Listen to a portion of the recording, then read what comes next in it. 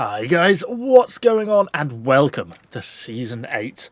Yes, of course, we are over on the PTR server.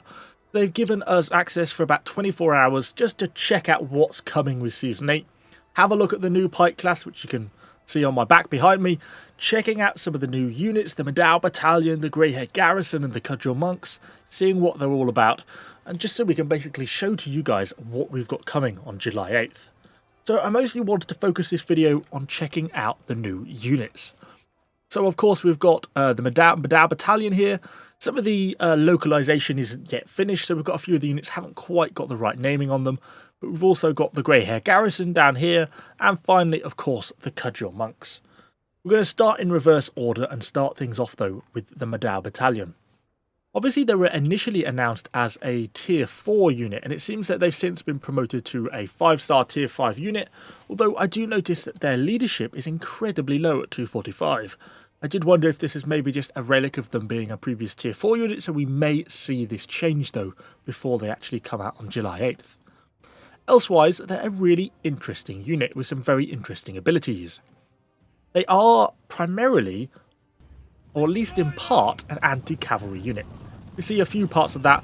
One, they get a 60% slow against enemy cavalry, and they also basically get a CC immunity from enemy cavalry charging through them. So by that, if a unit of hussars charge into them, rather than getting knocked over, they hold their ground. But they kind of do this with a few different abilities. First up, they have Modao Advance, which is basically like a bracing ability. They plant their pole arms in the ground, sort of hunker down slightly. Seems to be relatively effective against cavalry, but not very effective, I don't find, against enemy infantry. Then they get the Modao March, which is basically like an AoE stab. The unit sort of lunges forwards as one. Quite effective against infantry, also does a bit against cavalry. Quite a nice little ability, feels a little bit like a Cudgel ability. And then finally we have Carnage. This is sort of a cross between a Cudgel ability and a unit charge. The unit basically charges forwards and then does like a great overhead arcing sweep and sort of cuts down everything in front of it. Seems to be by far the most damaging ability, absolutely butchers infantry and cavalry once it lands, if it lands in the right moment, and seems to be very, very effective for that. They've obviously got two formations, just sort of a more loose formation and then sort of a tighter wedge formation. And of course there's two veterancy lines to pick from. Now we haven't got all the information on these veterancy lines, some of them haven't been localised yet, so we don't quite get all the different things. But in effect, you've got the top line, which is much more focused towards offence, and then we've got the bottom line, which is much more defensively focused, and you kind of got the two to pick from. But anyway, let's just hop into some clips now. We've done a little bit of testing against various units. Obviously, you can't test against absolutely everything in the game, but it was interesting to see how they fared against some of the more meta units in the game at the moment.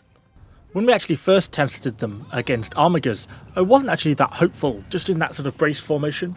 Whilst they held up reasonably well, they didn't really do amazingly. It wasn't until we took out the Carnage against the Hussars that I was genuinely impressed. To stand up to a unit of Hussars like that and actually kill them was a very impressive to see from a unit like this. So we were able to ascertain they were good versus cavalry, but we wanted to test what they were like against infantry. Starting with Berserkers, really surprised to see how effectively they actually cut through them. Then, kind of the Stalwart clip you saw a little bit earlier on. Was very impressed with their Carnage charge. They were able to follow that up and actually push through the full unit of Stalwarts, which is actually quite impressive to see, but that's when things started to go a little bit wrong. These Landsknechts firmly beat them on the charge and were able to follow up and pretty easily overwhelm and flatten a Tier 5 unit as a Tier 3, so that was kind of a bit disappointing for the Modao. We then followed that up with an Impike advance, which of course knocked them down. Their CC immunity is against cavalry, not infantry, but it was kind of disappointing to see that after the advance had finished, the Modao weren't able to get up and regain the initiative. They just weren't that good once their abilities were on cooldown, kind of like Cudgels with no abilities. Either way, a very interesting unit, one that's certainly going to be effective against cavalry, but has also got a few weaknesses to it, which is going to have to be careful against some other enemy units of infantry, but certainly makes it for an interesting unit. So, on to the second unit, the Greyhair Garrison, and the nice little old guy we got here. Actually, really kind of an interesting unit for a few different reasons. Now, first up, it doesn't actually really show you on this unit info page here, but Actually, they're made up of 3 different types of unit. Front, you're going to have a sword and sword shield. Well, I got that the wrong way around, didn't I? Or a sword and shield. There we go. Good job, Evo. Top marks. And in the middle of the formation, you're going to be getting a longsword. And then at the back, you've got a pike. So the actual whole unit is made up of 3 different types of weapons. We've never actually had a unit like that before in Conqueror's Blade. So it's really interesting to see that we're starting to see mixed units. Beyond that, I'm finding Axe a little bit like a tier 4 Shield Maidens. So they get this 3 ranks formations where they, do the shield, sword and pike in formation. And it's like a defensive wall. And that combines with their last stand ability. They basically sort of get increased defense from the shields, increased damage from the longsword, and then they basically give a offensive debuff from the polearms to the enemy units. I.e. when they stab a berserker or something, he does less damage to the Greyhair Garrison. So I find it's kind of interesting, and it just makes it quite a nice little defensive formation. They seem to hold up against a unit of berserkers relatively well, which is interesting to see. But beyond that, they then get a charge. In the 3 rank formation, the charge is relatively ineffective. But once they go into wedge, they actually get a bonus. And as you can see, it actually tells you a little about it. Short sword actually protects or counters against the other units while charging. Long sword does basically increase damage. And then the poleaxe strikes for the enemy's weak points and increases their damage taken. So a little bit of buffs and debuffs to enemy units in the abilities that they use. But for me, working a little bit like a Shield Maiden unit. In terms of their veterancy line, a few interesting ones, particularly on the top line with this block break. That's 60% extra block break they're getting. And then damage dealt during last stands. It's basically buffing their defensive abilities, or their damage done while they're in that defensive formation. But the bottom line also has some interesting and potentially viable stuff like the increased charge damage by 15%, a little bit of extra movement speed, and last stands damage reduction by 15%. So you're kind of counterbalancing the 2 off each other. But anyway, let's just hop into a few clips of these guys then, see what they're like against some of the other units in the game. Obviously, we had to give them a little bit of a whirl against some Armigers. I thought they might hold up with those pikes, but realistically, I suppose they stopped a few of them. But generally they got fairly overwhelmed. A few of them survived and they did hold formation, and they did kill an Armiger or 2, but generally not great. So we then tried them against Imp Pike. Initially I thought they were going to hold the formation, but then I think their block ticked out and they ended up getting knocked down and the Imp Pike walked through them. Unfortunately though for the Imp Pike, they were able to get up, and they do get a little bit of a ticking self-heal with these Greyscale warriors, and they were able to actually get enough ticking heal that even though they lost a few of them, in hand-to-hand, they were eventually able to overwhelm the Imp Pike, although it did certainly take them a while to actually get enough damage in to be able to do it. So yeah, they're not actually got enough of a shield to kind of overwhelm the Imp Pike advance. So that's where they fall down compared to, say, something like Shield Maidens. So I also wanted to test them against Palace Guards and Paladins. Initially, I was actually kind of hopeful versus the Palace Guards.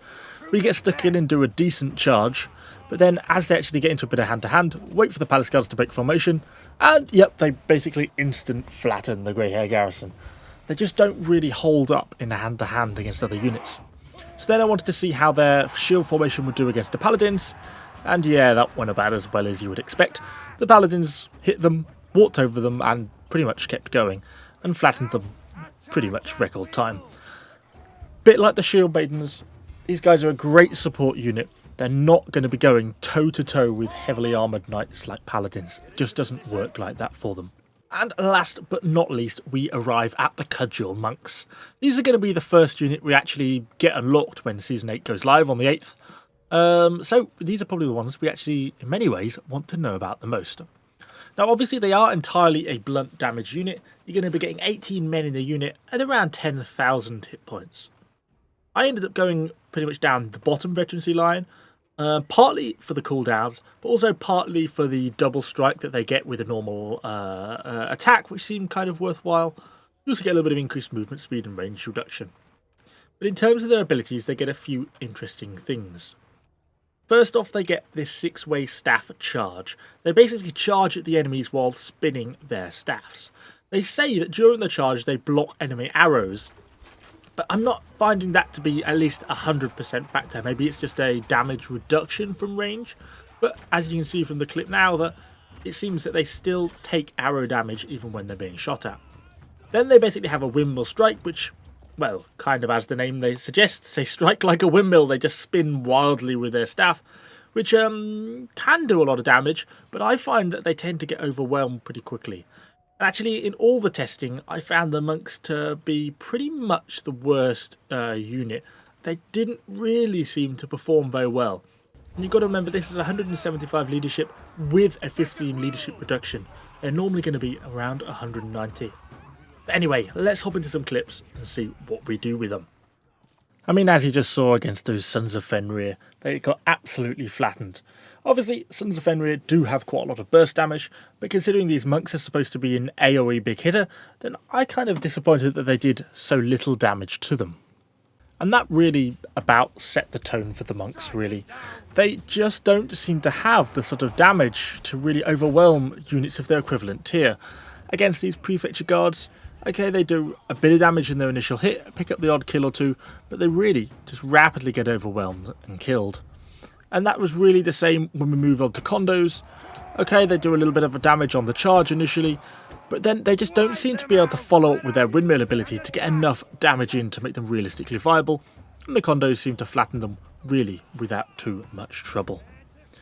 But I guess, as with all the testing we've done today, it's worth pointing out that, one, we're generally not using any doctrines on these units because we can only apply a few of them and we don't have enough treaties to get the ones we want. Obviously, we're not using heroes, so realistically, in siege battles, things will play out differently, so you do have to bear that in mind with all the testing we've done today.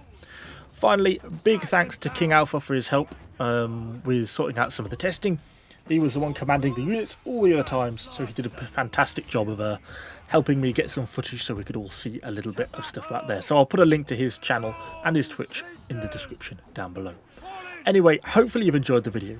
If you have, do let me know what you think in the comments. Let me know what you think about these units and which one you're looking forward to the most. And I shall see you all on the next video.